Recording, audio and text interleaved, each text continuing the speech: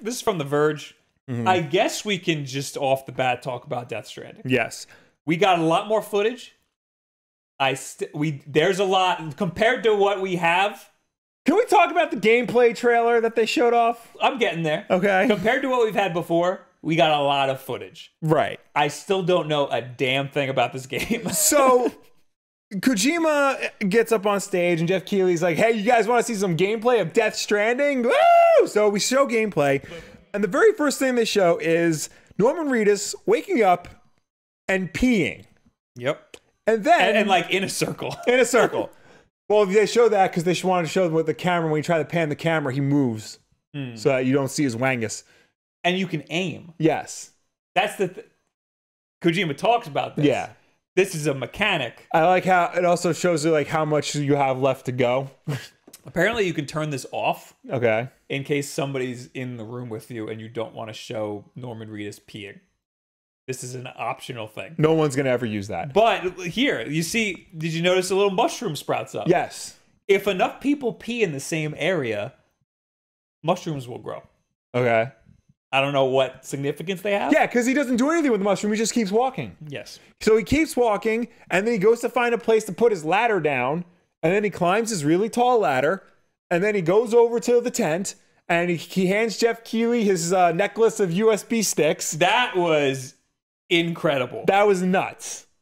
That Jeff Keighley's in the game. Jeff Keighley was next to Kojima presenting, and then here he is in the game. Yeah. It's voiced by Matt Mercer. Yeah. So the audience did not know that was Jeff Keighley. Yeah. Or maybe they just didn't care. No, but I mean, I care very deeply. I'm a big Jeff Keighley fan. Because like, what's his name? Nicholas Winding Refn, the director of Drive, is also in the game, but he's not voicing his character.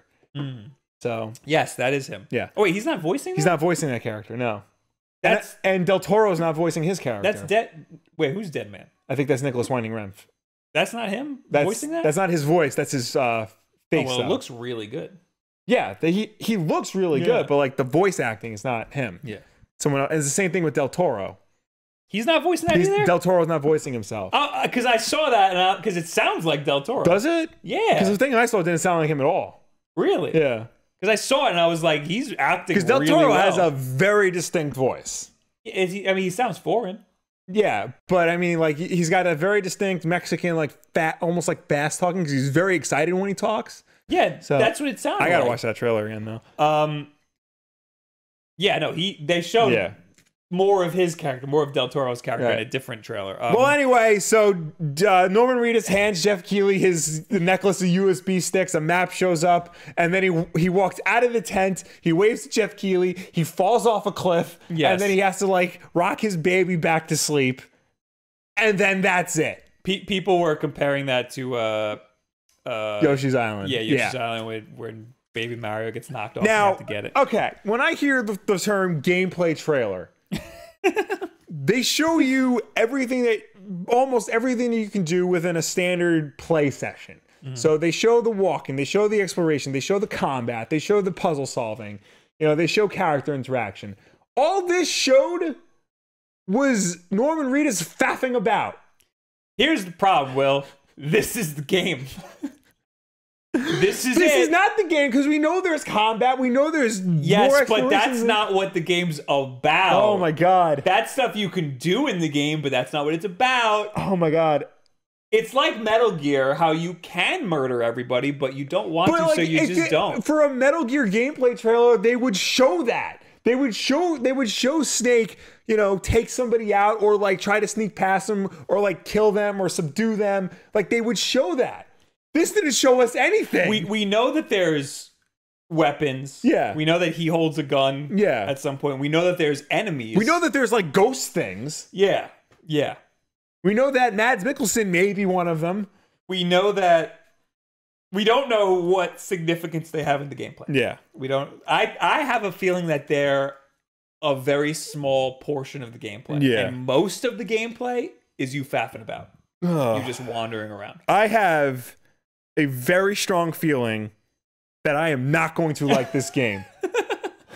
I don't think you will either. Oh my god. Like, I'm all for like being weird and artsy and stuff, but like there's a limit. And I think this is the limit. I'm trying to to hone my No Man's Sky vibes. You know what I mean? Right. Like, you're gonna be exploring in this game. Yeah. That is the game. Don't think about like shooting people and stuff. That'll be a treat when you get to hold a gun and actually shoot something. That's a little treat, because if this is gonna feel anything like the gameplay mechanics of Metal Gear, like the physical shooting and stuff, then this is gonna be then those little slices are gonna be amazing. Right.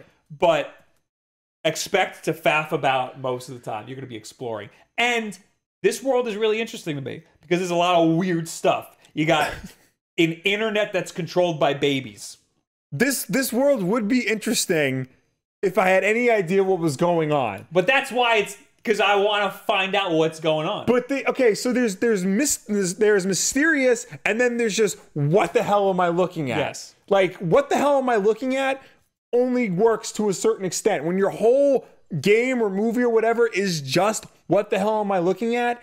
Like, you better be very interesting, because otherwise you're not going to hold my attention for very long. It's the same problem I have with David Lynch movies. David Lynch is like an incredible director, but most of his movies are just what the hell am I looking at?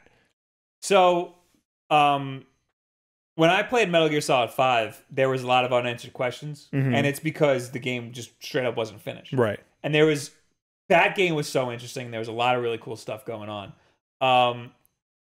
I'm hoping that this is going to give me the same vibe, but we'll have a definitive answer. Oh, I'm sure it'll have a definitive answer, not ending, answer, like to all of our questions about the game. No, I'm flipped. It's going to have a definitive ending, but it's not going to have a definitive answer. Okay. Yeah.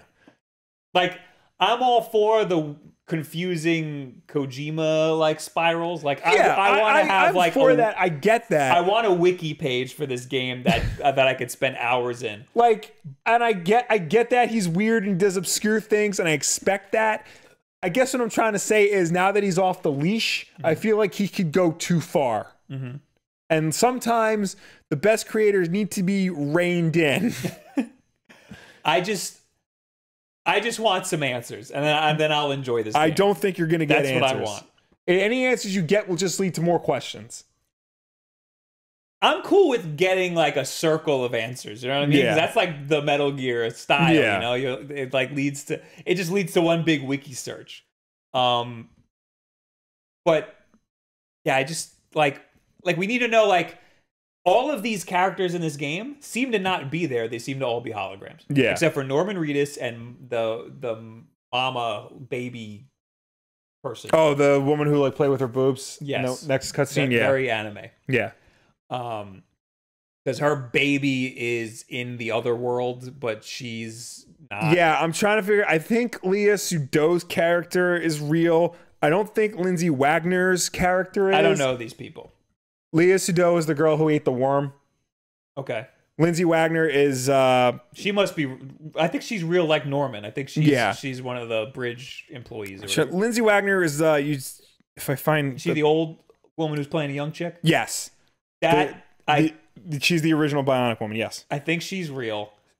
And she's playing two characters. Is she? She's playing the president of the United Cities. This is the United Cities of America, and she's playing her younger version. And this woman apparently hasn't aged in like 10 years.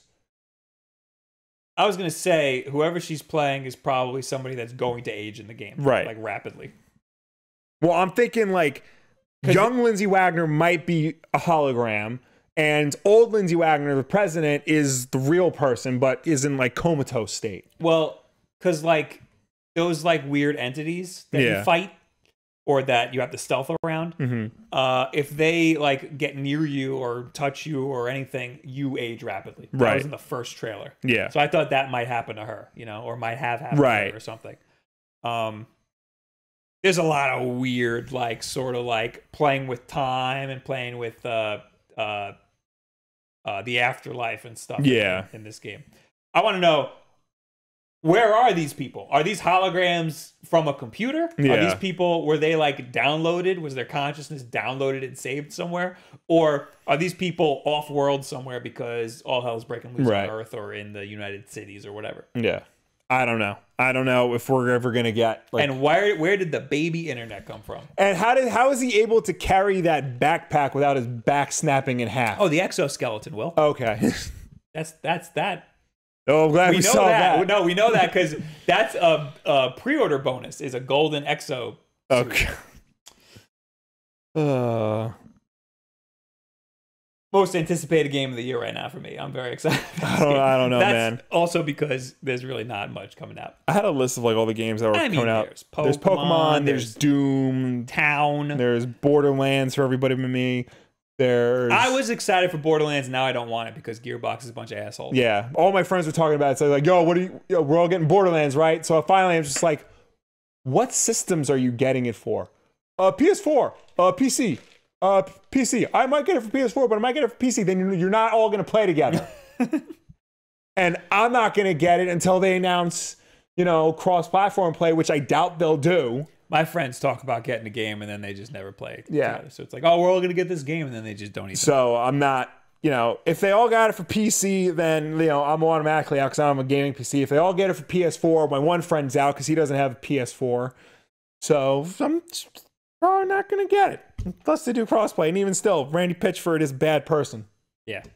We're not, if you don't know, we're talking about, go to last week's. Yeah, or just last week. Might have been last week or 2 weeks ago. Or just follow Jim Sterling on Twitter. He loves to talk about how much he hates Gearbox. We got Destiny Shadowkeep. What is this? No, that's not it. Destiny 2's next big expansion launches on October 1st, and the Gamescom trailer provides a closer look at what players can expect. You haven't seen Darkness, the trailer description reads. Not yet. In addition to Shadowkeep, Destiny 2 is changing in another big way with a free-to-play version on the way. I thought it was already free-to-play. This is their big expansion. This is their first big expansion post leaving Activision, right? Yeah. Okay. But I don't know if it's going to be much different. Like, I wouldn't get too excited because they couldn't, they were making this under Activision. Right. You know what I mean? Mm-hmm. So, it might not be microtransactions up the ass, right? Like Activision might have had a hand in, but it's not going to be drastically different. I don't think, so don't get too excited out there. I am excited for Destiny 3 when Bungie publishes that themselves, right? And doesn't have a corporate overlord, right? I'm excited for that. None of the DLCs for Destiny 2 made me want to jump back in. Mm-hmm. I was a big fan of Destiny 1. I was a big fan of the actual core game of Destiny 2, but I didn't play past the end game. I just beat it and was like, all right, I'm good. So it doesn't look that great to me. Soon it'll be free. I recommend trying out Destiny 2 because it is a really good game, but I'm not interested in playing more of it. Gears 5 Horde trailer. Is this like the Horde mode? Yeah, Horde mode. A lot of people like the Horde mode. Horde mode in Gears, no matter what, is always very good. It's always really fun, especially when you play with 4 people. And they showed off new things you can do in Horde mode. You got an X-ray gun. You have a cat can cloak and things like that. So it looks cool. I mean, it's just Gears Horde mode, but Gears Horde mode is good. You like Gears? I do like Gears. I'm surprised I liked Gears 4 as much as I did. I'm excited for Gears 5, but I don't think I'm going to get it right away. That'll probably be a wait. I don't care about Gears. I know you don't. Then in this article, they talk about the Nintendo stuff. Yes. We got the Blair Witch. Yeah. For Xbox One and Windows. Yeah. So this is interesting. So this is a game that takes place before the first Blair Witch Project movie. And you're a dude exploring the woods trying to uncover info on the Blair Witch. I don't know how I feel about this because it's I would think the concept sounds cool, but I feel like this could easily be just a cheap, buggy, unfinished, unpolished mess. Why buggy and unpolished? Well, because this gives me the sense of one of those cheaply made indie horror games that are trying to be slender. Yeah, no, it looks like a walking sim. Yeah. But with more static, and apparently you build the little Blair Witch twigs. Yeah, why would it be buggy and unfinished though? I don't know. I mean, it doesn't. I'm trashing on a lot of games. Yeah, you are. Uh, When I say like, well, you know, when buggy and unfinished, like it doesn't have any like polish to it. Yeah, but why? It's being done by Lionsgate Games. That should mean something, shouldn't it? No. What is Lionsgate? That's... You know, a lot of games that look like this are buggy and unfinished. Yeah. But that's because they're all made by indie developers. Right. And this shouldn't be. I mean, but the thing is, like, what movie studio, aside from Warner Brothers, has like ever sunk enough money into game development where they actually can develop like a good game? It's being developed by Bloober. Yeah. What have they made? You're gonna look that up? Yeah. Also, too, I should take this time to note that when the Blair Witch Project first came out, there were 3 games released based on the mythology of Blair Witch, and they were all garbage. Oh, Layers of Fear. People like that game. Oh, do they? This is going to be Layers of Fear, but Blair Witch skin. Okay. So expect Layers of Fear, right. but with the Blair Witch skin. I would like for it to be good. I love the original Blair Witch Project, and if anything, like enhancing that mythology more, I think is cool, and I think it's cool that it's kind of coming back, because this is a thing that should be bigger than it is. I mean, the one movie is perfect alone, but so I'm metacriticing Layers of Fear. Okay. What is it? I don't know why it's taking so long to load. Right. 72. Okay. Oh, that's For respectable. the first Layers of Fear. So, I mean, expect Layers of Fear, but it's going to be Blair Witch. Yeah. NBA 2K20.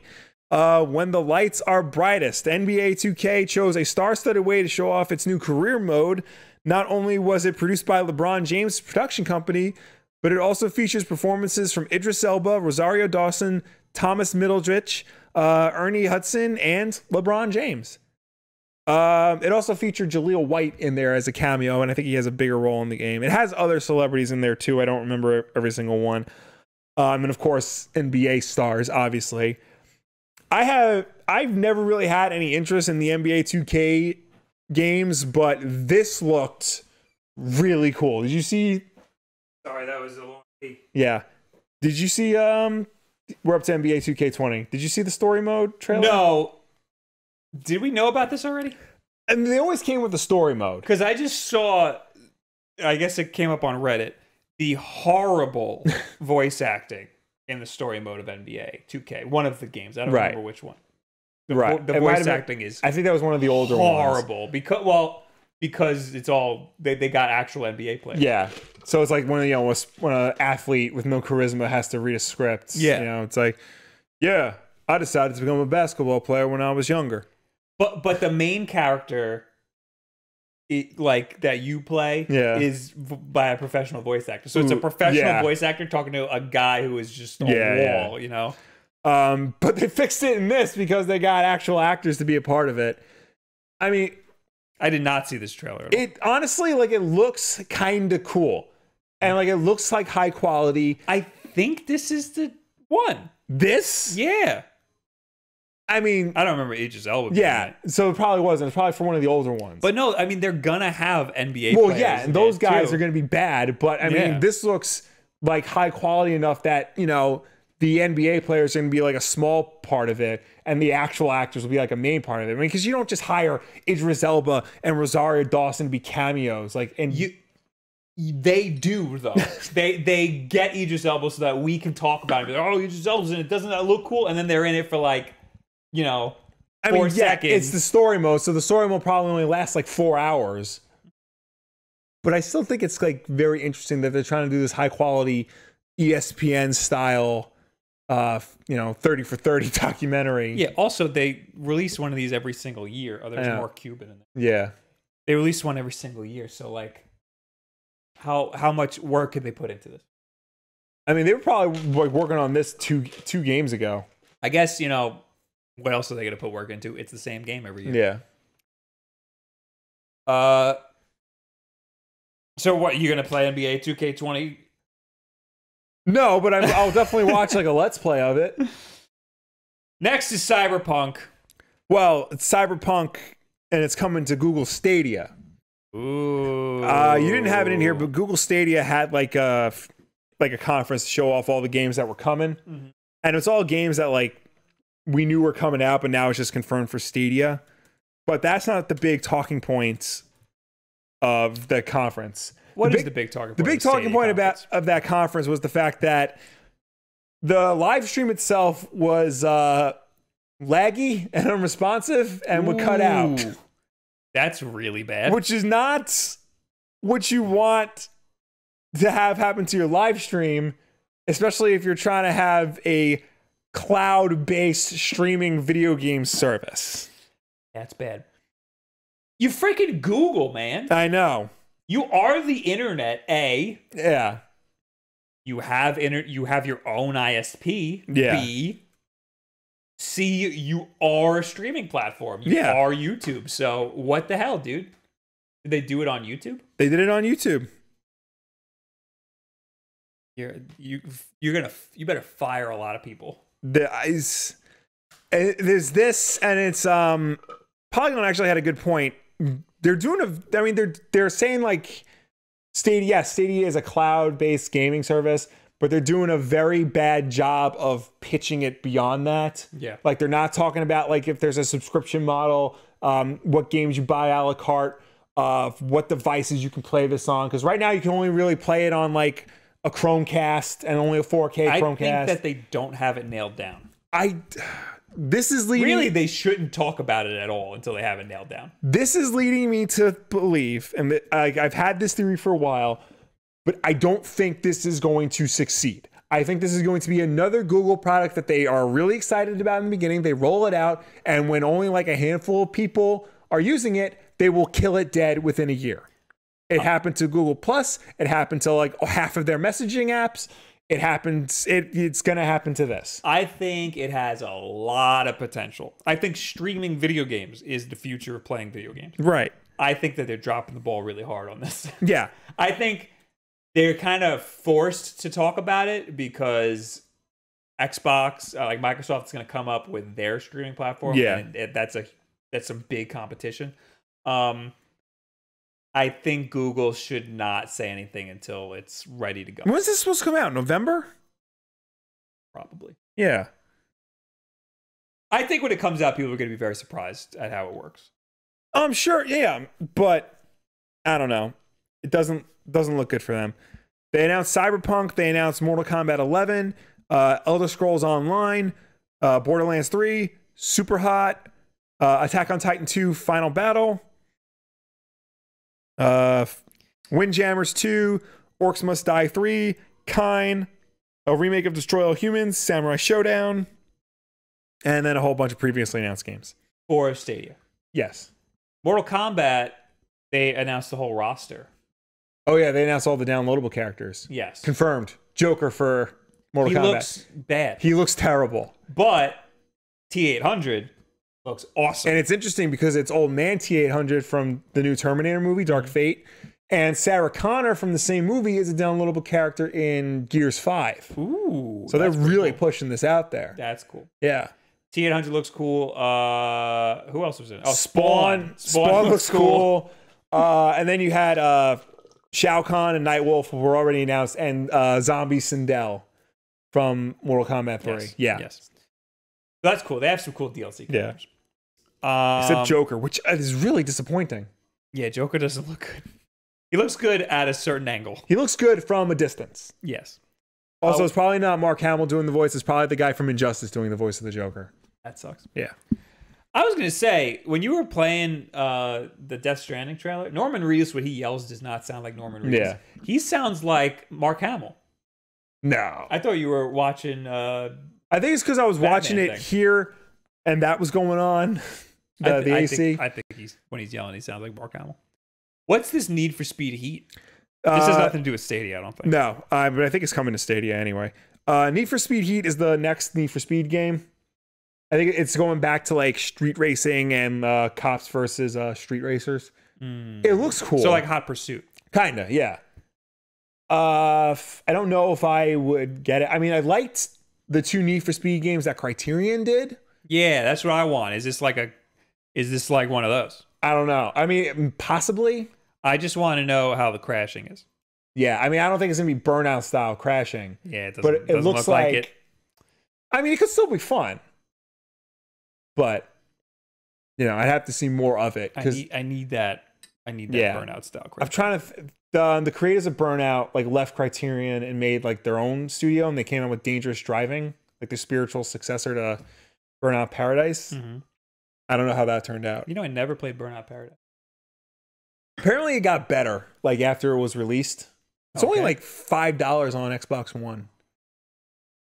Yeah, I'm not seeing any good crashes. Yeah, not happy about it. Kerbal Space Program cinematic announce trailer. Okay. Okay, cool. Little Nightmares 2. Cool. Life is Strange 2, Episode 4.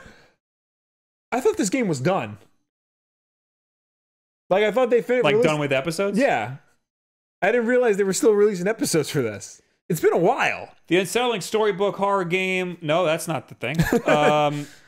We're approaching the end of the second season of Life is Strange 2, and at Gamescom, we got our first look at the fourth and penultimate episodes. This is even in the last episode. The second to last. My God. The good news is the episode will be out very soon, August 22nd. Yeah, I mean, I've never played any Life is Strange or anything. The Witcher coming to the Switch. We knew this. And it's coming October 15th. This was the release date trailer. Ooh, is this trailer in 540p? Nope, it's in 720. Oh no, it's in 1080. How could they possibly do that? Either it's upscaled or this is not Switch footage. Although it might be. It doesn't look great. I mean, it looks like Switch footage. They did. It wasn't here, but they had like a 45-minute gameplay reveal of Witcher on Switch, and it runs like perfectly. And it runs. I mean, like, you know, it doesn't look great. But it runs very well. It's gonna play really well. Yeah. CD Projekt Red knows what they're doing. It's kind of like how like Mortal Kombat 11 looks terrible on the Switch, but it plays incredible. Actually, who's porting it? Is it Panic Button? I don't think it is. It just says CD Projekt Red and Warner Brothers Games. No, I'll look it up. Did Warner Brothers publish? Warner Brothers published The Witcher. Oh, okay. On console. The Witcher is a great game. So this is great. I might actually get this and play it. You should. It is a very good game. Oh, that's it. Yes. That's all that's here. Yes. I mean, Gamescom is still going on. So who knows? We need more Nintendo news. Yeah.